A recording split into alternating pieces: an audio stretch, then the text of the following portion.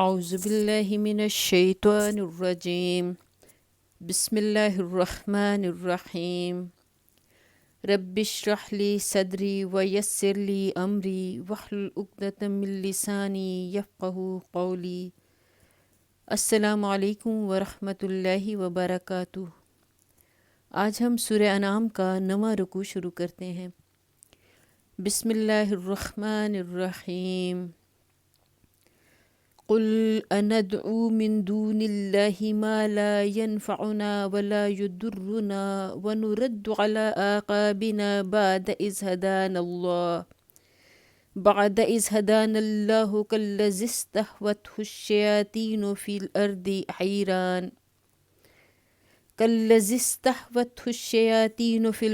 حيران له أصحاب يدعونه إلى الهدى ائتنا۔ اے محمد صلی اللہ علیہ وآلہ وسلم، ان سے پوچھو، کیا ہم اللہ کو چھوڑ کر ان کو پکاریں جو نہ ہمیں نفع دے سکتے ہیں نہ نقصان، اور جب کہ اللہ ہمیں سیدھا راستہ دکھا چکا ہے تو کیا اب ہم الٹے پاؤں پھر جائیں؟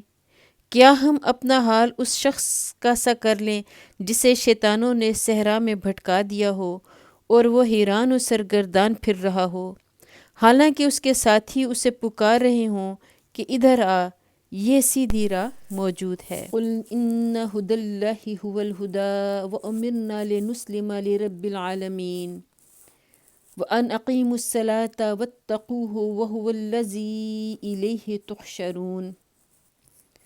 کہو، حقیقت میں صحیح رہنمائی تو صرف اللہ ہی کی رہنمائی ہے، اور اس کی طرف سے ہمیں یہ حکم ملا ہے کہ مالک کائنات کے آگے سر اطاعت خم کر دو، نماز قائم کرو اور اس کی نافرمانی سے بچو، اسی کی طرف تم سمیٹے جاؤ گے۔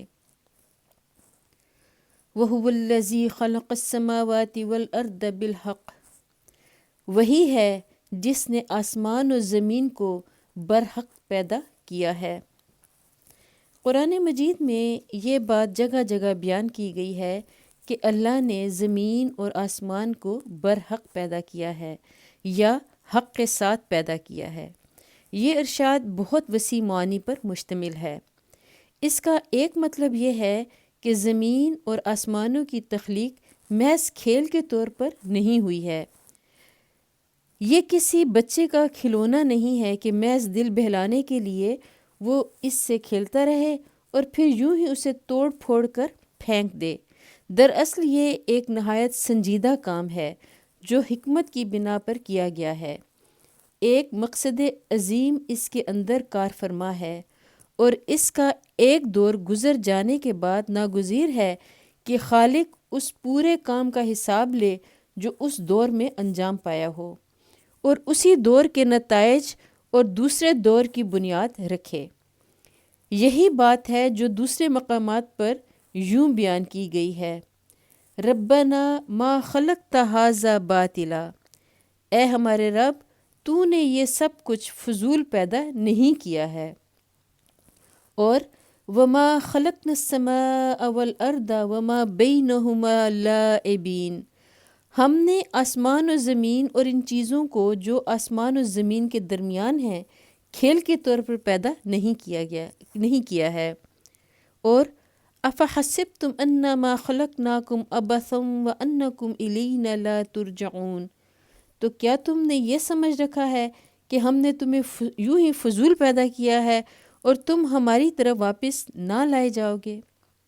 دوسرا مطلب یہ ہے کہ اللہ نے یہ سارا نظام کائنات حق کی ٹھوس بنیادوں پر قائم کیا ہے۔ عدل اور حکمت اور راستی کے قوانین پر اس کی ہر چیز مبنی ہے۔ باطل کے لیے فی الحقیقت اس نظام میں جڑ پکڑنے اور بار آور ہونے کی کوئی گنجائش ہی نہیں ہے۔ یہ اور بات ہے کہ اللہ باطل پرستوں کو موقع دے دے کر کہ وہ اگر اپنے جھوٹ اور ظلم کو فروغ دینا چاہیں تو اپنی کوشش کر دیکھیں، لیکن آخر کار زمین باطل کے ہر بیج کو اگل کر پھینک دے گی، اور آخری فرد حساب میں ہر باطل پرست دیکھ لے گا کہ جو کوششیں اس نے اس شجر خبیث کی کاشت اور آبیاری میں صرف کیں وہ سب ضائع ہو گئیں۔ وَيَوْمَ يَقُولُ كُن فَيَكُونُ قَوْلُهُ الْحَقُّ وَلَهُ الْمُلْكُ يَوْمَ يُنفَخُ فِي الصُّورِ، اور جس دن وہ کہے گا کہ حشر ہو جائے اسی دن وہ ہو جائے گا، اس کا ارشاد عین حق ہے، اور جس روز سور پھونکا جائے گا اس روز بادشاہی اسی کی ہوگی۔ اللہ تعالیٰ فرماتے ہیں کہ جس روز سور پھونکا جائے گا، سور پھونکنے کی صحیح کیفیت کیا ہوگی اس کی تفصیل ہماری سمجھ سے باہر ہے۔ قرآن سے جو کچھ ہمیں معلوم ہوا ہے وہ صرف اتنا ہے کہ قیامت کے روز اللہ کے حکم سے ایک مرتبہ سور پھونکا جائے گا اور سب ہلاک ہو جائیں گے، پھر نہ معلوم کتنی مدت بعد، جسے اللہ ہی جانتا ہے، دوسرا سور پھونکا جائے گا اور تمام اولین و آخرین ازسر نو زندہ ہو کر اپنے آپ کو میدان حشر میں پائیں گے۔ پہلے سور پر سارا نظام کائنات درہم برہم ہوگا اور دوسرے سور پر ایک دوسرا نظام نئی صورت اور نئے قوانین کے ساتھ قائم ہو جائے گا۔ اللہ تعالیٰ فرماتے ہیں اس روز بادشاہی اسی کی ہوگی۔ اس کا یہ مطلب نہیں ہے کہ آج بادشاہی اللہ کی نہیں ہے، بلکہ مطلب یہ ہے کہ اس روز جب پردہ اٹھایا جائے گا اور حقیقت بالکل سامنے آ جائے گی تو معلوم ہو جائے گا کہ وہ سب جو با اختیار نظر آتے تھے یا سمجھے جاتے تھے بالکل بے اختیار ہیں، اور بادشاہی کے سارے اختیارات اسی ایک خدا کے لیے ہیں جس نے کائنات کو پیدا کیا ہے۔ عالم الغیب والشہادت وہو الحکیم الخبیر، وہ غیب اور شہادت ہر چیز کا عالم ہے اور دانا اور باخبر ہے۔ غیب کا مطلب ہوتا ہے وہ سب کچھ جو مخلوقات سے پوشیدہ ہے، اور شہادت وہ سب کچھ جو مخلوقات کے لیے ظاہر و معلوم ہے۔ وَإِذْ قَالَ إِبْرَاهِيمُ لِأَبِيهِ آزَرَ أَتَتَّخِذُ أَصْنَامًا آلِهَةً إِنِّي أَرَاكَ وَقَوْمَكَ فِي ضَلَالٍ مُّبِينٍ۔ ابراہیم علیہ السلام کا واقعہ یاد کرو جب کہ اس نے اپنے باپ آزر سے کہا تھا، کیا تو بتوں کو خدا بناتا ہے؟ میں تو تجھے اور تیری قوم کو کھلی گمراہی میں پاتا ہوں۔ یہاں حضرت ابراہیم علیہ السلام کے واقعے کا ذکر اس امر کی تائید اور شہادت میں پیش کیا جا رہا ہے کہ جس طرح اللہ کی بخشی ہوئی ہدایت سے آج محمد صلی اللہ علیہ وآلہ وسلم نے اور آپ صلی اللہ علیہ وآلہ وسلم کے ساتھیوں نے شرک کا انکار کیا ہے اور سب مصنوعی خداؤں سے منہ موڑ کر صرف ایک مالک کائنات کے آگے سر اطاعت خم کر دیا ہے، اسی طرح کل یہی کچھ ابراہیم علیہ السلام بھی کر چکے ہیں۔ اور جس طرح آج محمد صلی اللہ علیہ وآلہ وسلم اور ان پر ایمان لانے والوں سے ان کی جاہل قوم جھگڑ رہی ہے، اسی طرح کل حضرت ابراہیم علیہ السلام سے بھی ان کی قوم یہی جھگڑا کر چکی ہے، اور کل جو جواب حضرت ابراہیم علیہ السلام نے اپنی قوم کو دیا تھا، آج محمد صلی اللہ علیہ وآلہ وسلم اور ان کے پیرووں کی طرف سے ان کی قوم کو بھی وہی جواب ہے۔ محمد صلی اللہ علیہ وآلہ وسلم اس راستے پر ہیں جو نوح علیہ السلام اور ابراہیم علیہ السلام اور نسل ابراہیمی کے تمام انبیاء کا راستہ رہا ہے۔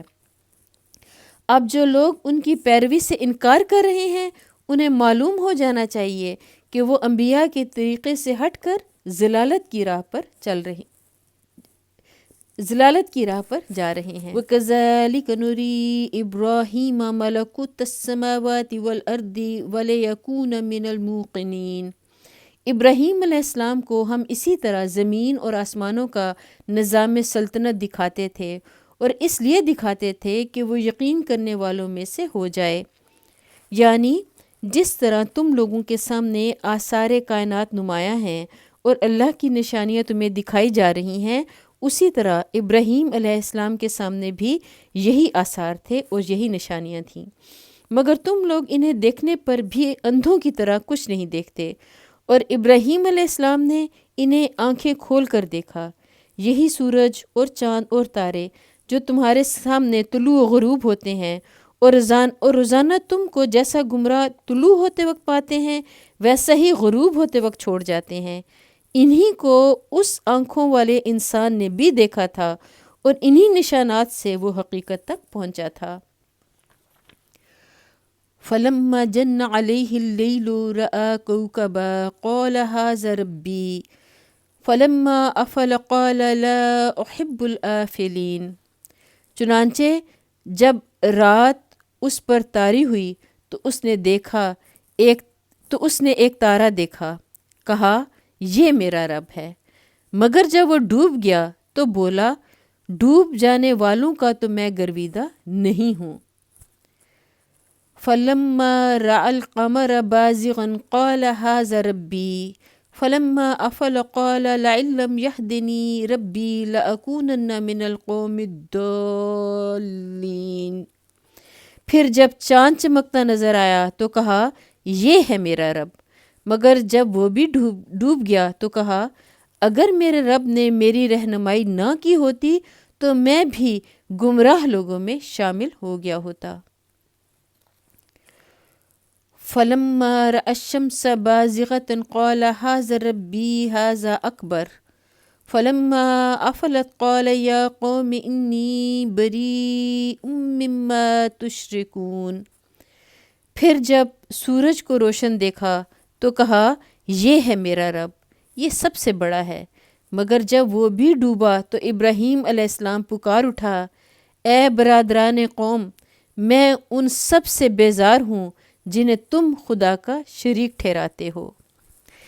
یہاں حضرت ابراہیم علیہ السلام کے اس ابتدائی تفکر کی کیفیت بیان کی گئی ہے جو منصب نبوت پر سرفراز ہونے سے پہلے ان کے لیے حقیقت تک پہنچنے کا ذریعہ بنا۔ اس میں بتایا گیا ہے کہ ایک صحیح الدماغ اور سلیم النظر انسان جس نے سراسر شرک کے ماحول میں آنکھیں کھولی تھیں اور جسے توحید کی تعلیم کہیں سے حاصل نہ ہو سکتی تھی، کس طرح آثار کائنات کا مشاہدہ کر کے اور ان پر غور و فکر اور ان سے صحیح استدلال کر کے امر حق معلوم کرنے میں کامیاب ہو گیا۔ اوپر قوم ابراہیم کے جو حالات بیان کیے گئے ہیں ان پر ایک نظر ڈالنے سے یہ معلوم ہو جاتا ہے کہ حضرت ابراہیم علیہ السلام نے جب ہوش سنبھالا تھا تو ان کے گرد و پیش ہر طرف چاند، سورج اور تاروں کی خدائی کے ڈنکے بج رہے تھے۔ اس لیے قدرتی طور پر حضرت ابراہیم علیہ السلام کی جستجو حقیقت کا آغاز اسی سوال سے ہونا چاہیے تھا کہ فی الواقع ان میں سے کوئی رب ہو سکتا ہے؟ اسی مرکزی سوال پر انہوں نے غور و فکر کیا اور آخر کار اپنی قوم کے سامنے اور اپنی قوم کے سارے خداؤں کو ایک اٹل قانون کے تحت غلاموں کی طرح گردش کرتے دیکھ کر وہ اس نتیجے پر پہنچ گئے کہ جن جن کے رب ہونے کا دعویٰ کیا جاتا ہے ان میں سے کسی کے اندر بھی ربوبیت کا شائبہ تک نہیں ہے۔ رب صرف وہی ایک ہے جس نے ان سب کو پیدا کیا ہے اور بندگی پر مجبور کیا ہے۔ انی وجہت وجہی للذی فطر السماوات والارض حنیفا وما انا من المشرکین۔ میں نے تو یکسو ہو کر اپنا رخ اس ہستی کی طرف کر لیا جس نے زمین اور آسمانوں کو پیدا کیا ہے، اور میں ہرگز شرک کرنے والوں میں سے نہیں ہوں۔ وَحَاجَّهُ قَوْمُهُ قَالَ أَتُحَاجُّونِي فِي اللَّهِ وَقَدْ هَدَانِ وَلَا أَخَافُ مَا تُشْرِكُونَ بِهِ إِلَّا أَن يَشَاءَ رَبِّي شَيْئًا وَسِعَ رَبِّي كُلَّ شَيْءٍ عِلْمًا أَفَلَا تَتَذَكَّرُونَ۔ اس کی قوم اس سے جھگڑنے لگی تو اس نے قوم سے کہا کیا تم لوگ اللہ کے معاملے میں مجھ سے جھگڑتے ہو، حالانکہ اس نے مجھے راہ راست دکھا دی ہے، اور میں تمہارے ٹھہرائے ہوئے شریکوں سے نہیں ڈرتا۔ ہاں اگر میرا رب کچھ چاہے تو وہ ضرور ہو سکتا ہے۔ میرے رب کا علم ہر چیز پر چھایا ہوا ہے، پھر کیا تم ہوش میں نہ آؤ گے؟ وَكَيْفَ أَخَافُ مَا أَشْرَكْتُمْ وَلَا تَخَافُونَ أَنَّكُمْ أَشْرَكْتُمْ بِاللَّهِ مَا لَمْ يُنَزِّلْ بِهِ علیکم سلطانا فأی الفریقین احق بالامن ان کنتم تعلمون۔ اور آخر میں تمہارے ٹھہرائے ہوئے شریکوں سے کیسے ڈروں جب کہ تم اللہ کے ساتھ ان چیزوں کو خدائی میں شریک بناتے ہوئے نہیں ڈرتے جن کے لیے اس نے تم پر کوئی سند نازل نہیں کی ہے۔ ہم دونوں فریقوں میں سے کون زیادہ بے خوفی و اطمینان کا مستحق ہے؟ بتاؤ اگر تم کچھ علم رکھتے ہو۔ الذین آمنوا ولم یلبسوا ایمانہم بظلم اولئک لہم الامن وہم مہتدون۔ حقیقت میں تو امن انہی کے لیے ہے اور راہ راست پر وہی ہیں جو ایمان لائے اور جنہوں نے اپنے ایمان کو ظلم کے ساتھ آلودہ نہیں کیا۔ یہ پوری تقریر اس بات پر شاہد ہے کہ وہ قوم اللہ فاطر السماوات والارض کی ہستی کی منکر نہ تھی، بلکہ اس کا اصلی جرم اللہ کے ساتھ دوسروں کو خدائی صفات اور خداوندانہ حقوق میں شریک قرار دینا تھا۔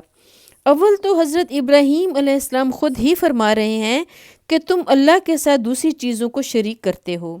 دوسرے جس طرح آپ لوگوں کو خطاب کرتے ہوئے اللہ کا ذکر فرماتے ہیں، یہ انداز بیان صرف انہی لوگوں کے مقابلے میں اختیار کیا جا سکتا ہے جو اللہ کے نفس وجود سے منکر نہ ہوں۔ لہٰذا ان مفسرین کی رائے درست نہیں ہے جنہوں نے اس مقام پر اور حضرت ابراہیم علیہ السلام کے سلسلے میں دوسرے مقامات پر قرآن کے بیانات کی تفسیر اس مفروضہ پر کی ہے کہ قوم ابراہیم اللہ کی منکر یا اس سے ناواقف تھی اور صرف اپنے معبودوں ہی کو خدائی کا بالکلیہ مالک سمجھتی تھی۔ آخری آیت میں یہ جو فکرہ ہے کہ جنہوں نے اپنے ایمان کو ظلم کے ساتھ آلودہ نہیں کیا، اس میں لفظ ظلم سے بعض صحابہ کو غلط فہمی ہوئی تھی کہ شاید اس سے مراد معصیت ہے، لیکن نبی صلی اللہ علیہ وآلہ وسلم نے خود تصریح فرما دی کہ دراصل یہاں ظلم سے مراد شرک ہے۔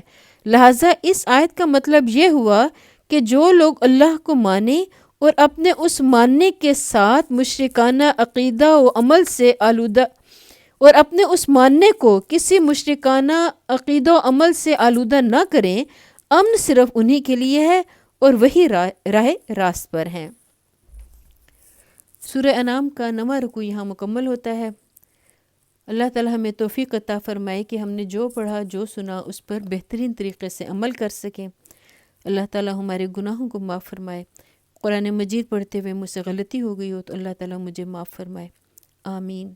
وآخر دعوانا ان الحمد للہ رب العالمین۔